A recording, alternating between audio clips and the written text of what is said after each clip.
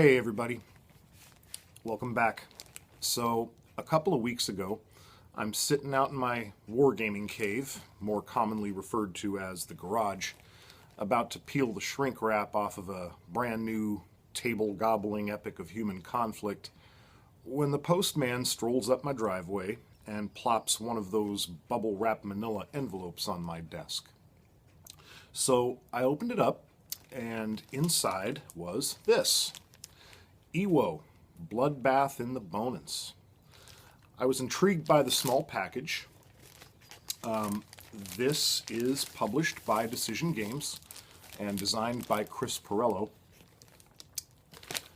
It is part of Decision Games' Folio series, which is intended to be easier to learn, quick to play. It's supposed to be directly descended from the old SPI quad games. So anyway, I was intrigued by the small package. Why don't we go ahead, climb Mount Suribachi, and see what the view is like. Let's get to the table. Let's just take a quick look at the components here. The game comes in a Ziploc bag, plenty big enough to pull the game out and get it back in without a whole lot of work. It comes in this folder here, which is really reminiscent of the homework folders I used to carry around in school. Instead of being covered with multiplication tables and boring junk about the metric system, it has cool wargame stuff all over it. Anyway, comes with two Ziploc baggies with plenty of room to fit all of your counters in. You've got two rule books. You've got the system rules, in this case the fire and movement standard rules, and then you have a game exclusive set of rules. They're both pretty short. The standard rules runs 7 actual pages of rules with some standard CRTs on there. Then you've got your game exclusive rules. It's 4 pages total. The standard rules are pretty straightforward.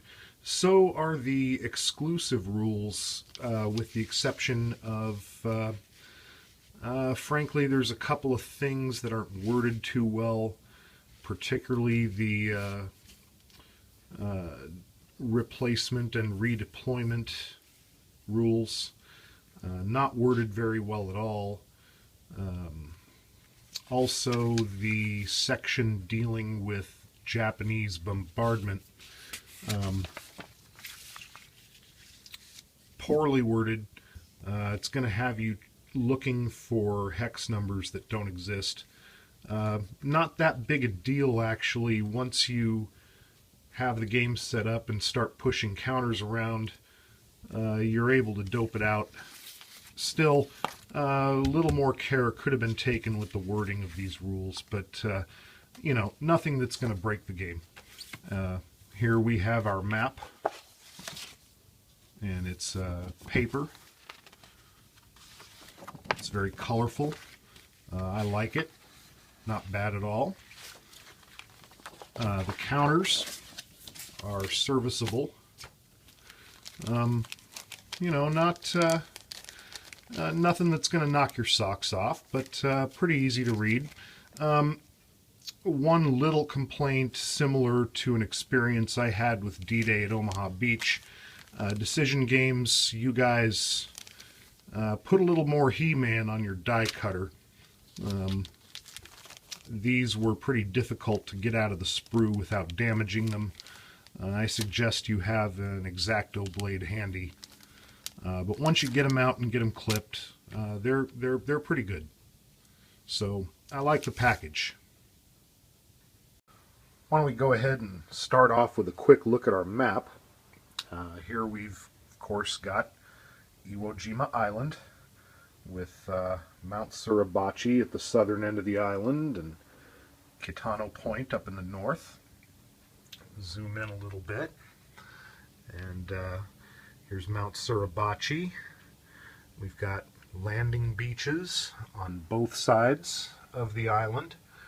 Of course, the eastern beaches were the historical landing beaches, but they provide the option of landing on the west side of the island if you want to play out the what-ifs there. Of course, the eastern beaches are a little bit closer to Mount Suribachi and are more, well, you'll just kind of naturally go the historic route and kind of sprint across this section of island in order to cut Mount Suribachi off. Here's the, of course, the all-important airfields. Capturing these two airfields will give you a couple of bonus bombardment markers. We've got terrain features here, broken terrain, rough terrain. We've got here is the system of ravines and gullies from Turkey Knob down past the amphitheater. Historically, this was known as the meat grinder, and in several of my plays of this game, that nickname is apropos. Up here we've got the gorge, which was the site of what was really the last stand for the Japanese on the island. I like this map. It just has a desolate appearance, which again I think is apropos of the battle. Anyway, one quick note about the landing beaches. You do have the option of landing on either beach, but you must select one side or the other prior to the start of the game. And then once the game begins, that's it. You may only land on one side or the other. You can't skip back and forth or mix up your forces landing. It's got to be one beach or the other. Continuing our little tour of the map, going around the edge of the map, we got a nice terrain key here. Lists all the different kinds of terrain and the movement cost for each type. Nice turn sequence outline, along with information on different kinds of combats that'll be happening during the game, bonsai attacks, explanations of replacements and redeployment. The explanations of replacement and redeployment procedures on the map are actually better than what's in the rulebook. Down here we've got explanations of Japanese fire support and bombardment, target selection. We got the fire support track. Each artillery unit that is eliminated gets placed on this support track, and the highest number showing is how many bombardment markers the Japanese will get to use for a bombardment. Up here we've got the turn track. Each turn represents 2 days of actual game time. Weather, explanation of American artillery support, and here's where we place our combat units and eliminated units. And down here, of course, we have our CRT. The way this works is to work out your combat differentials and combine them with the type of terrain your defender is occupying, and then cross-reference that with a die roll to obtain your combat result. And then up here we've got combat result modifiers. Depending on what type of combat it is, you'll be doing most of your combat using this column here. Regular combat only occurs during Japanese bonsai attacks. And then of course you've got your modifiers for Japanese bombardment. All in all, I like the footprint of this map. Everything is really conveniently located. It makes having to refer to the rule book not necessary quite a bit. I like it. Just a quick look at the counters. Here's an example of a standard American infantry unit. This is one of the American support units, Japanese infantry.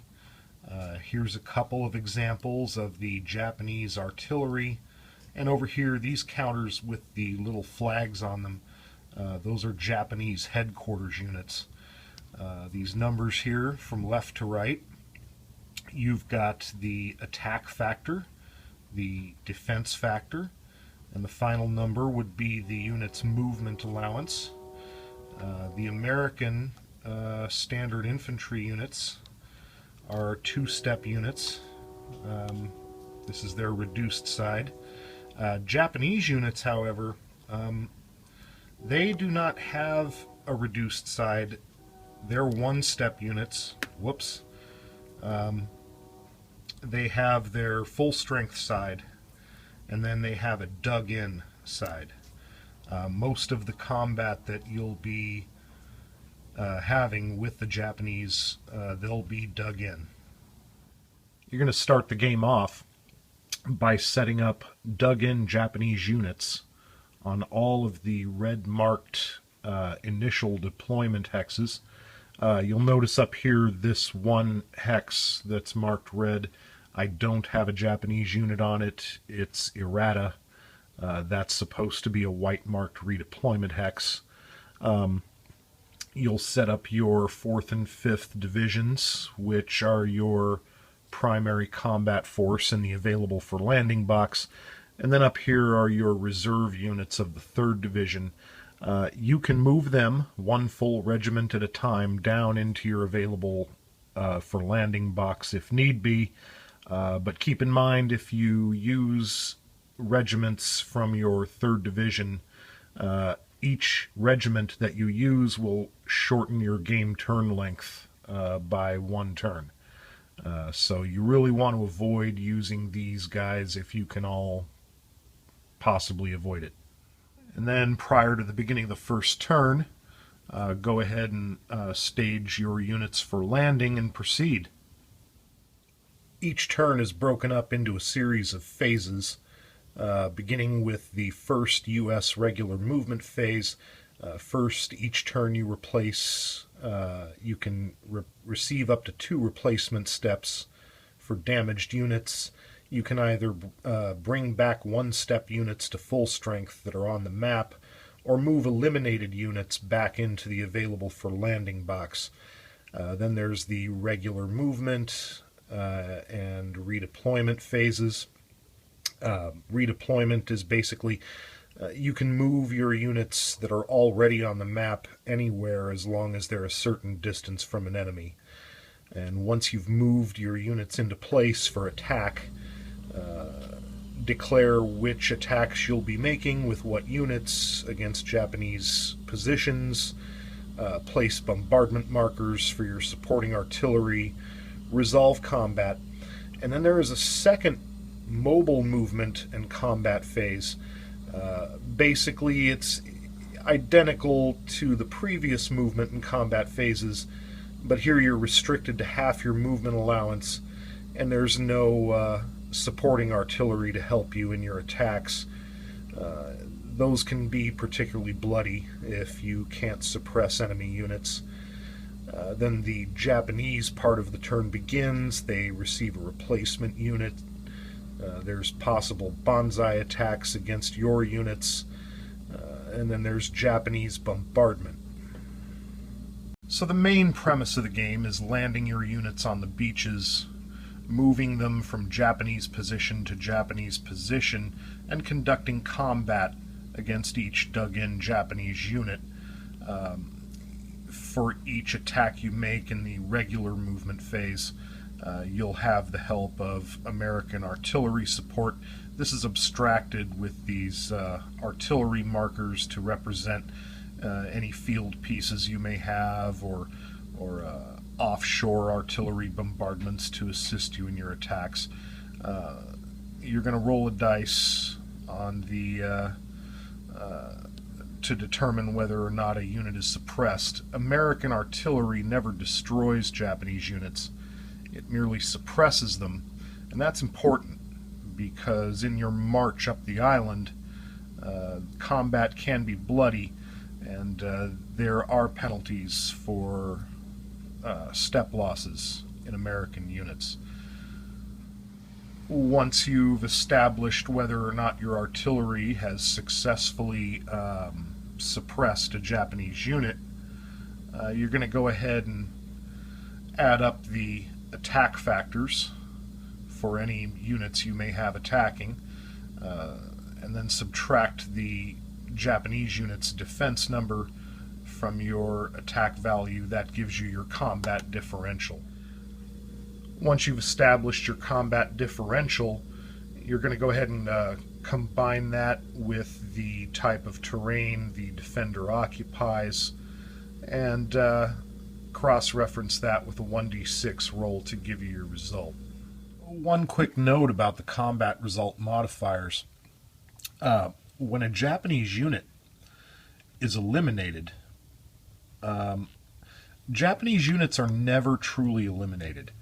You'll take your eliminated Japanese infantry and you'll place them into an eliminated units cup. I prefer to call it the redeployment cup. Often those units will come back out in a future Japanese replacement phase. Also, sometimes even in your best laid attacks, you'll get these defender redeploys results. And what that is essentially is your defeated Japanese unit goes in the cup, but then just gets swapped out for another Japanese defender to be placed into a random sector determined by a die roll and get redeployed. That's to represent the tunnel network under the island. They would frequently just duck into their tunnel system and move to a different defensive position. So eliminating Japanese units can at times be pretty problematic. Once all American movement and combat has been completed, then it's the Japanese turn to get their crack at you. Prior to the fall of Mount Suribachi, Japanese bombardment will commence, started by checking your fire support track. That would be, for example, there have already been 2 artillery units eliminated, so the Japanese would get 8 fire support markers to distribute. Prior to the fall of Mount Suribachi, your units that are still on the beach will automatically be targeted by Japanese artillery. And then there's a procedure for proceeding northward along the map, checking each hex with an American unit on it for possible Japanese bombardment until you're out of bombardment markers. And then after the fall of Suribachi, it's a little bit different. Japanese bombardment, once you determine how many bombardment markers you get, Japanese bombardment is determined moving south from the northern end of the map, checking American occupied hexes for bombardment. And after the fall of Suribachi, units you have on the beach are not automatically targeted. And of course the idea is to move your way gradually up the island, Japanese position to Japanese position, and eventually sweep all Japanese units off the island. If so much as 1 Japanese defender remains, you lose the game at the end of the turn track if you haven't eliminated all of the Japanese. Now, the challenge here, even though it can prove difficult, it is not necessarily defeating the Japanese. The real challenge here comes into this turn track, which can move along quite quickly. You'll soon look up and discover that you're running out of time. In addition to making the most efficient advance up the island as possible in the least amount of time, you're also having to manage your casualties. There are damage points assigned at the end of each game, and for each one of your units in the eliminated units box, support units don't count against you, but for regular infantry, each one of those counts as 2 damage points. And then for each unit you have on the map that's down a step, you add 1 damage point. 12 damage points or less, and that's an American victory. 12 to 20 damage points would be a draw, and anything above 20 damage points, regardless of whether you've destroyed all the Japanese units or not, that's still a loss. So, Iwo, Bloodbath in the Bonins. I have to confess, I enjoyed this game a lot more than I thought I would at first glance. I neglected to mention in my intro, it's specifically designed for solitaire play. There are some 2-player rules included where the second player would control Japanese movement and combat, in which case there's a separate movement and combat phase for the Japanese. Played around with it a little bit. I wouldn't recommend it. Japanese attack values are pretty weak, and of course the idea is the Japanese stay in their defensive fortified positions and inflict maximum casualties on the Americans. I really like the package of this game. Couple of minor little quibbles with the CRT, some errata here and there. Nothing game breaking. And besides, show me a perfect CRT and I'll show you a world of unicorns and rainbows. One significant gripe I had, however, was in the historical Battle of Iwo Jima, thanks to the extensive tunnel network they had built onto the island, the Japanese had a nasty habit of popping up and causing mayhem in areas that the Americans had already thought were cleared and put in their rearview mirror. That is not reflected well in this game. The criteria for Japanese replacement and redeployment for Japanese units, along with a specific rule that forbids placing Japanese units in sectors of the map that are already clear, really means that in my several playthroughs, having a Japanese defender pop up and behind me and cause trouble only happened a couple of times. I was pretty disappointed with that. But otherwise, good game. It is dice heavy. It's a CRT driven game. It can occasionally feel like a slog, but still, it's enjoyable. The challenge isn't always defeating Japanese units and clearing the island. The real challenge I found was the fact that time is not on your side. That turn marker is going to seem like it moves faster and faster with each successive turn. In addition, you're managing your casualties, occasionally not entering battles that you need to, putting it off a turn or two because you need to take some replacement steps to get your casualty levels down. But I liked it. I liked it a lot. Playtime is supposed to be 1 to 2 hours according to the package. I don't think so. If you're playing this game the way the designer, I think, intends it to be played, you're planning out your moves each turn with great care, planning the most efficient advance of your troops through the island from position to position. I think it'll take I think 3.5 hours is a little bit more reasonable of an expectation. And I think it's worth the time investment. I like the package. I like the format. I like the old school mechanics. I like the map. This is something I imagine if you were, say, going on vacation, you could easily smuggle into your luggage without your wife noticing. I want to encourage Decision Games to create more solitaire titles in this folio series. It really hit a sweet spot for me. I'm aware of the other folio games. As far as I know, this is the only one specifically designed for solitaire play. Opinions vary wildly of the other folio games. I'm just talking about EWO. There's nothing groundbreaking going on here. It's not going to win any beauty contests. It's not going to win any big awards. That's okay. This game's not making any pretense toward that. It's just a good old hex encounter, CRT, roll the dice, and get bloody type of war game.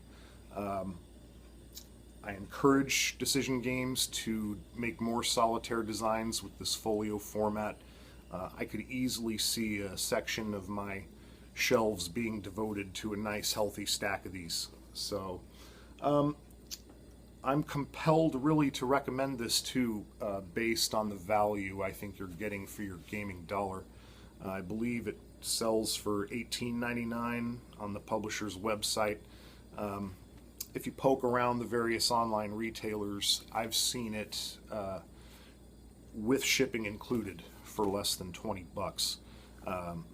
I've certainly got that much worth of play out of it, and I don't think it's going to be the last time this hits my table either. I've done 5 playthroughs. So anyway, if you'd like a more detailed, in-depth look at the turn mechanics, check out my nuts and bolts video of this game.